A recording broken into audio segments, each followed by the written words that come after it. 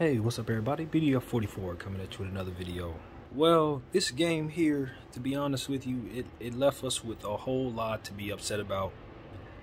139-130 overtime, Lakers lose in Houston against a Houston Rockets team that was very much undermanned. They didn't have Christian Wood. They did not have Jae'Sean Tate. Garrison Matthews was not available. And we had opportunities to win this game. You know, we really did. LeBron James came out there and put up a triple-double with a lot of boards, a lot of assists. I can't really give him enough credit for all that he was able to accomplish out there after coming back from the rest game where, you know, we weren't able to really have his services in San Antonio.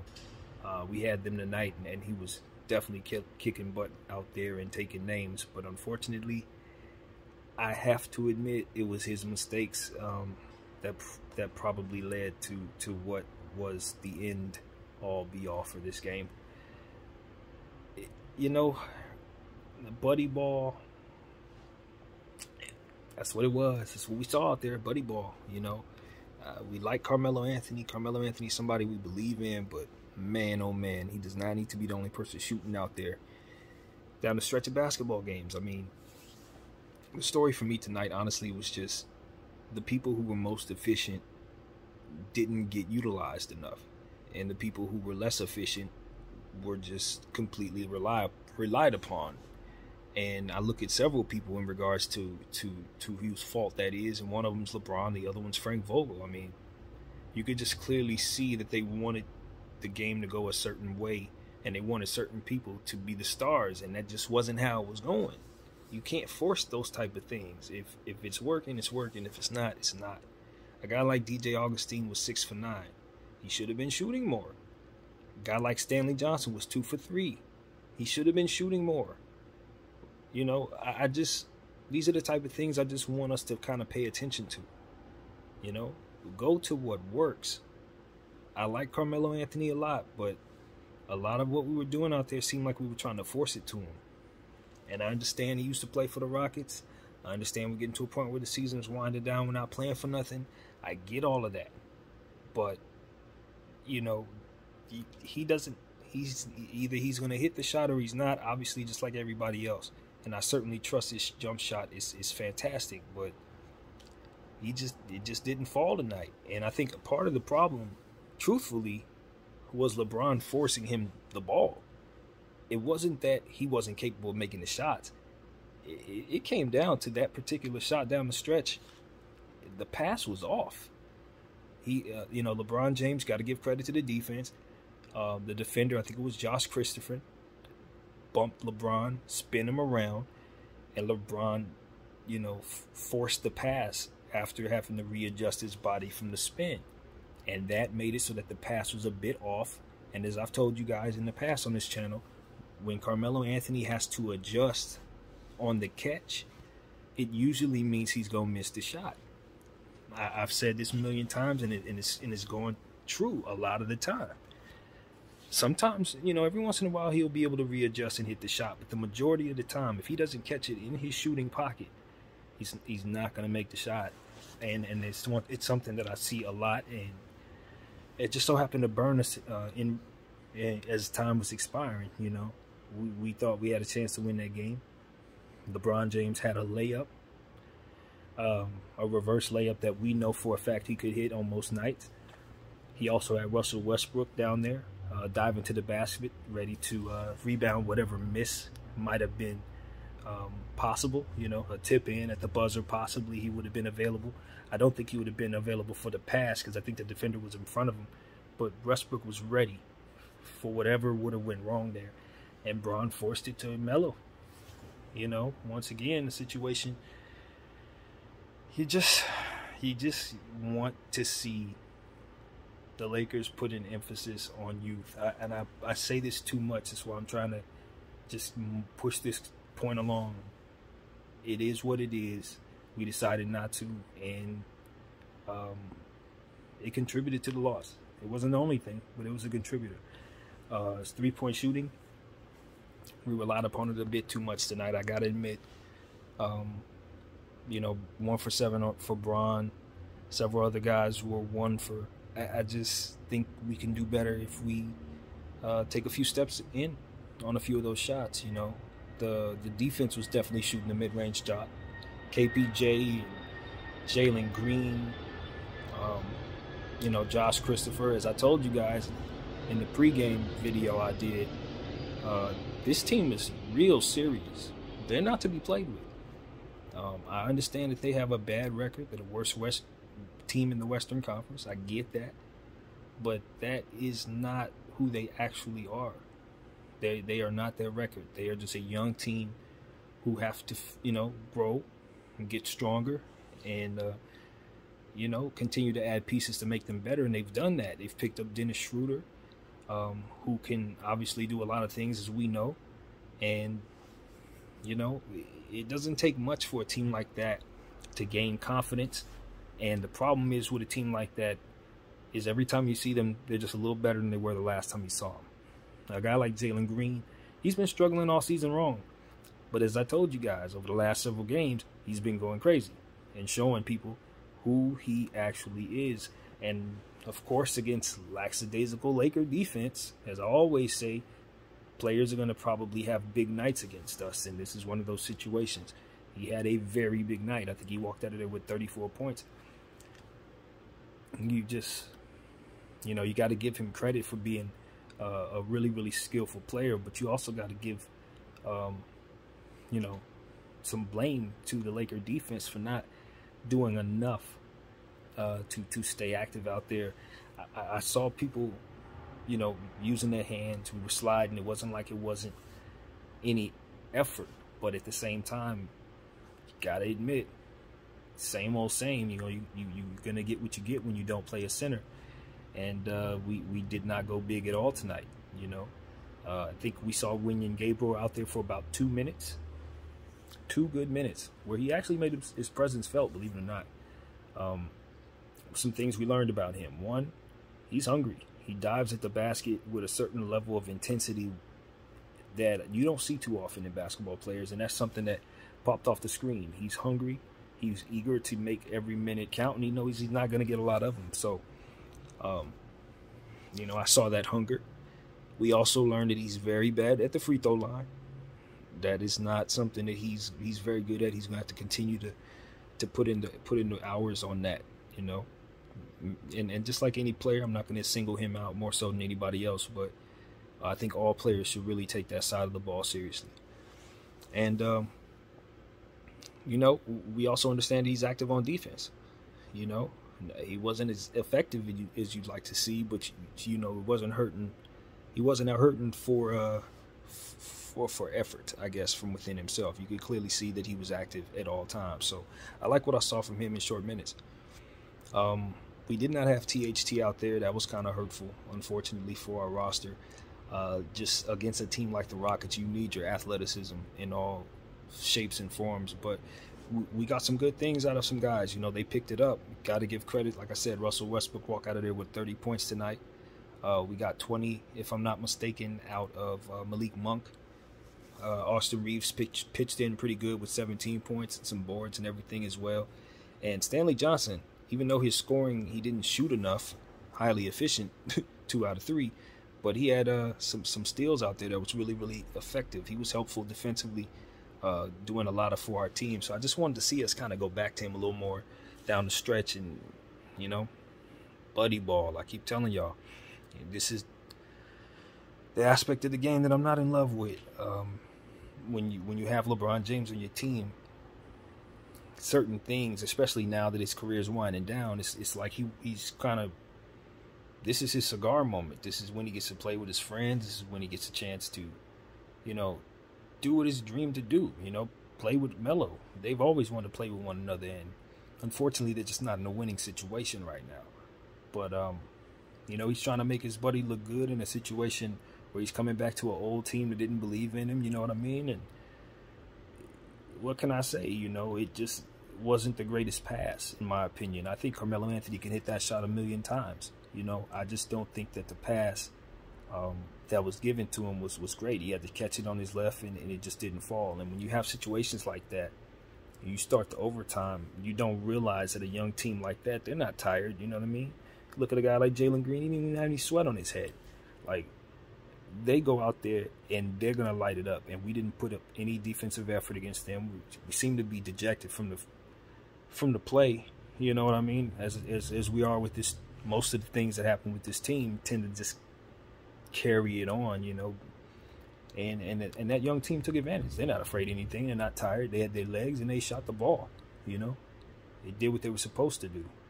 As a younger, faster team, you take them old guys and you run them out of the gym. And I give them credit. Eric Gordon, you know, he's somebody who's continuing to show us that he has ice in his veins.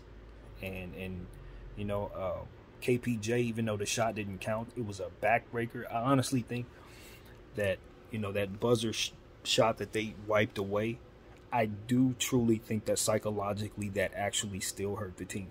I really do. Because as soon as that shot was hit, everybody's shoulders dropped, and on the very next play, they didn't really have it. And even though they told us that it was wiped away, we were already down by 10, and the team was done. The backbreaker shots that team hit, and you just understand that they're as special as I told you they were. You know, they're going to be special. You just got to give them as much time as it takes, and they got to find a way to keep all of them. You know, that's what it is. I envy the Rockets. That's the situation I would prefer to be in, even though I'm not saying that they're in a better situation or anything like that, but it's just a more favorable one when you consider how much they have to look forward to with all of that young talent.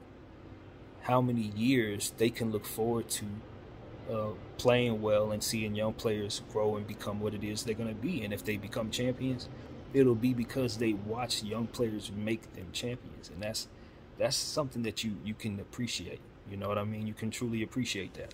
Now, will they be able to keep all of them? That's going to be the question. That's going to be the question, you know? And I would love for the salary cap to open up in such a way for that not to be too difficult. But right now, I mean, when you consider players like that, you know, if they turn into what I believe they're going to turn into, they're going to all need their money. So I just don't see an opportunity for the Rockets to see that all the way through. But who knows? You know, maybe things change and they can find a way for that to be the case. And if it is, if these, I'd say that core of 6 or 7 players on that Rockets team could stay together for the next 8 years, I think they can win a championship. But it may take that long, to be honest. It may take that long. But that is an incredible young team. So, you know, I know people are like 8 years. But when you consider what a championship's about, you got to get through something. You got to become who you're going to become. And then you got to get lucky. You got to, you know what I mean? You got to just find everything to fall in place for you in order for that to be the case. A lot of times it does take that long. But, you know, for me, I just think that young team got so much natural talent, so much superstar upside. It's like, it's crazy to me. It's real crazy. So, yeah, man, I'm enamored with the young opponent, but unfortunately I'm a Laker fan, and we did not beat them tonight. We trucked our young guys in there as well. I think we did some good things, though. I'm telling you, I'm proud of my young guys, too. Austin Reeves gave me all the energy I want to see. As I said, Malik Monk, of course, as usual, you know, just continuing to show me that he's not just a scorer. You know, and that's the thing about Malik. You got to have his money, too. You know, I think the league should take note. Even though this is not favorable for my franchise to say this, the league should take note. Malik Monk is a player who can do more than just shoot the ball. He's exactly who y'all thought he was when you drafted him, because I remember what his hype was. He's that guy. I don't know what happened in Charlotte, why his development went so slow. But I'm telling you, the guy that we thought he was on draft day, that's who he's been since he put on purple and gold. And nothing would make me happier if we could just keep him here. If we can just sign him to a 3-year deal that'll make him pretty wealthy, but still keep us in a firm position to get better. That's what I want. You know what I mean? Free up that kid's money, so he can continue to stay on purple and gold. But make no mistake about it. If you got a bag out there and you want somebody who can do a multitude of things, but especially hit a 3-point shot, look into Malik Monk, because he's a better than your average shooter. but he's good enough of a shooter to be considered one of those. So that's what I like about him. You know, he's a shooter with a lot of gadgets to his game. So yeah, man, yeah. Kudos to that young man for playing well. Just didn't get us a victory tonight, man. We gotta respect the fact that even though we're mathematically set in stone to make the play-in tournament, that doesn't necessarily mean that we can't fall out of that. You know, we're in it. It doesn't mean we can't fall out of it. And as we continue to pile up these losses, especially against these type of teams, we understand that we're going to continue to have to play tough teams going forward. You know, our next 5 games, they're all losable. I'm not going to lie to y'all. Things are not going to get easier for the Lakers. And, you know, you just hate the fact that they couldn't take this team more seriously. And LeBron James, you know, your narratives, bro, your buddy ball, all that stuff. This was a learning experience for you tonight, man. Like, choose winning, bro. That's all I'm gonna say. Choose winning, because all of that will trickle down to everything else you're trying to do in those situations. You know, when you're trying to make Melo feel good about being a Laker, try to thank him basically for staying in this situation with you, knowing that you should be pushing him out of here so he can go get him a ring for real. But like, I get it. Y'all buddies, you're trying to get it right. The only thing that y'all should care about is winning, bro. And I don't think winning on y'all terms gives us the best opportunity to win. I don't think Carmelo Anthony in 2022 should be taking the last shot, bro. I know he can hit that shot, but I don't think we should be looking for him to take it. He should be having other people on his team to be willing to take that shot ahead of him at this stage in his career. I don't think he would disagree. I'm sure he loves hitting that shot, but just in general, when we talk about where a superstar is at this stage, and then I look above LeBron, I say, Laker organization, that's not the shot you want. That's not the situation you want to put Carmelo in, because he didn't look his best once again. You know what I mean? At the end of the day, and we're trying to force him to be a hero, but we're forcing him to look, you know, like he's not his best, I guess. So part of, in my opinion, what it is I think LeBron was attempting to do in that situation, I think what the result was actually the opposite. Because not only did he put Melo in a failing situation, but it also cost us the game. You know, so it's like I feel bad. It's not like I'm scolding anybody. I don't think I would do much different. I just think above this situation, we just need to understand that emotional aspect of what it is that you do, it gotta cater to the winning too. It can't be to the detriment of the W. You feel me? And that's, I think, I hate to do this, but I have to. That's the difference between a Kobe and a Bron. Because the buddy aspect of it, Kobe don't care nothing about like that. He would never care, bro. He would make sure he dunked that ball. That's a reverse layup. You know what I'm saying? Like, this, like, buddies. Powell was his buddy. Powell, you see how Powell and Kobe's family are still tight. Like, that's his brother. He would have never did that. He left Powell in that corner by himself, sitting there staring. It's no way. Now, he passed the ball to Powell in rhythm, and it was understood because they had a synergy from playing with one another for years. You and Melo don't have that synergy on the court just yet because y'all ain't played like that yet. In a game like this, where normally you would think it doesn't matter, but because of that mathematical play-in garbage, this is an important basketball game. It's almost like a playoff game. You see what I'm saying?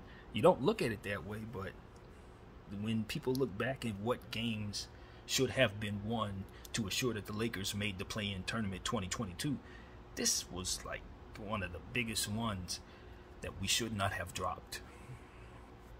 And I'm telling you, man, Well, I'll put it like this.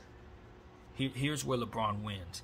I would rather my legacy be that I tried to make something right with my friend and it not work out than me trying to do something for myself and it not work out. You feel me? So tonight he was unselfish and it bit him in the backside. But most importantly, he was inefficient in that unselfishness, and therefore it had a reverse effect as well.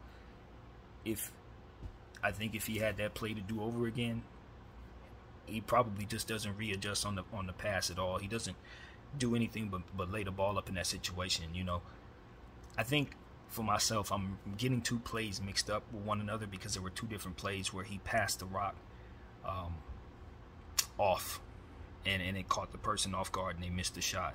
One to Melo and another to someone else, I believe it was, in overtime. But those were key plays, you know, key plays. And you have to understand, it's like, I like LeBron being a passer, but you have to be within the flow of things. And I just feel like this team has not been on a string. It ain't just him, obviously, but it's just the rhythm of this team is thrown off. And then, you know, Russell Westbrook, having had 30 points tonight, looking better than usual.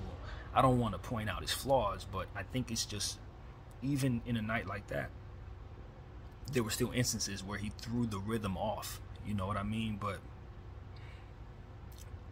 I don't want to say what I'm actually thinking in that regard, but I just will. It feels like he throws off the rhythm of the entire team. It's almost like you drop the wrong ingredient in something and it throws it off. I'm taking that analogy from someone else, but it reigns true. That's what he is. He's the wrong ingredient. You know what I mean? And it's just, I think it just has a trickle-down effect in a way. But nevertheless, man, I do appreciate his effort tonight. His offensive rebound on the stretch of the game. You could just clearly see that he was intent on helping us win. And I just wish that we were able to do that for them, you know, both of those guys, Carmelo and Westbrook, ex-Rockets. So, yeah, man. But it's all about the new Rockets today, man. Those young kids, you got to give them credit. Got to give them credit. They're coming. You got to be on notice at this point.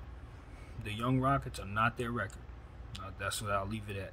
I'll just leave it at that. The Los Angeles Lakers are definitely not their record either. They're worse. You know, but all in all, I will say that the effort was there. We missed THT tonight. We really did. And, you know, I just wish we had another center on this roster, man. I wish our coach understood the importance of allowing the young guys like Wenyen Gabriel more time. All right, and I'm out of time. BD up 44.